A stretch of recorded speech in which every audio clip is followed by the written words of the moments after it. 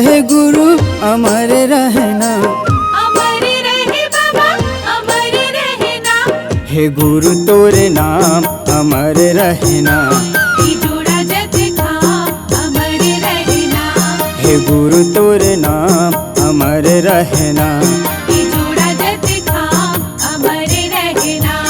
अमर रहे गुरु अमर रहना, अमर रहे बाबा अमर रहना।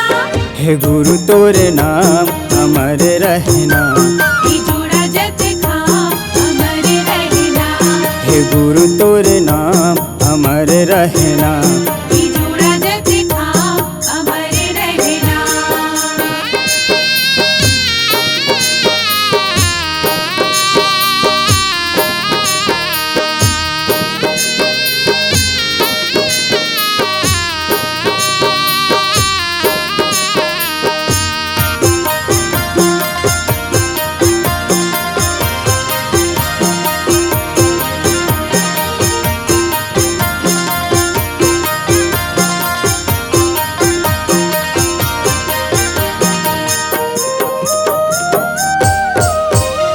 ये छत्तीसगढ़ महतारी मोरे धान के कटोरा मा, जन्म धरे ते बाबा अमरावतीन के कोरा मा।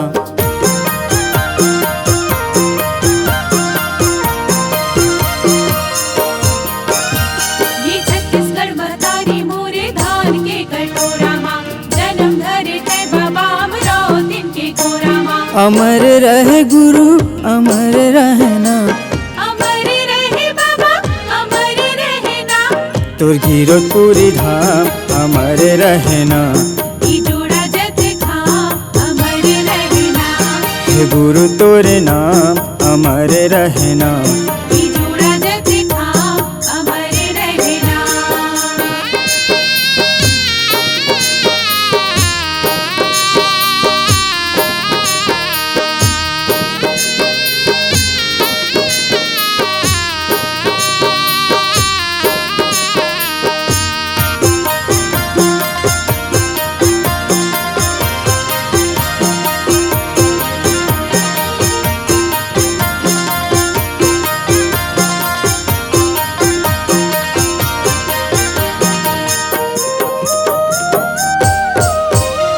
हे सत्य के पुजारी सत्य पंथे चलाए, मन के मन खेला गुरु एके बताए।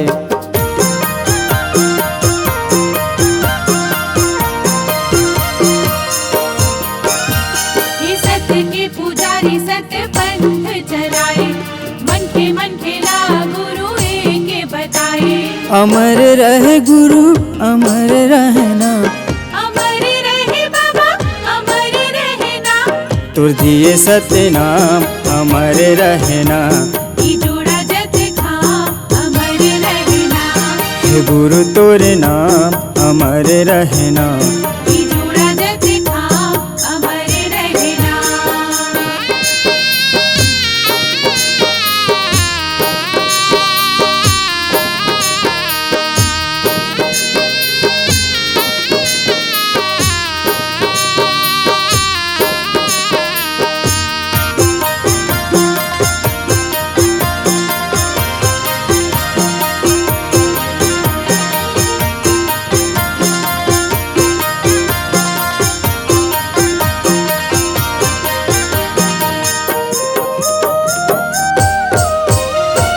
अंधेरी डहर माँ जोर करेगा, मोरे हा पोटेरा सजोर करेगा।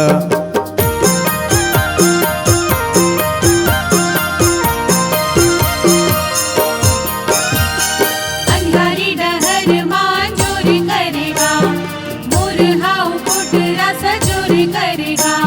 अमर रहे गुरु अमर रहना, अमर रहे बाबा अमर रहना। तोर महिमा महान अमर रहना, ई जोड़ा जग खा अमर रहना। हे गुरु तोरे नाम अमर रहना, ई जोड़ा जग खा अमर रहना। अमर रहे गुरु अमर रहना, अमर रहे बाबा अमर रहना। तोर गिरौदपुरी धाम अमर रहना, ई जोड़ा जग खा गुरु तोरे नाम अमर रहना। ई जोड़ा जग थाम अमर रहना। हे बाबा तोरे नाम अमर रहना। ई गुरु तोरे नाम अमर रहना। हे बाबा तोरे नाम अमर रहना।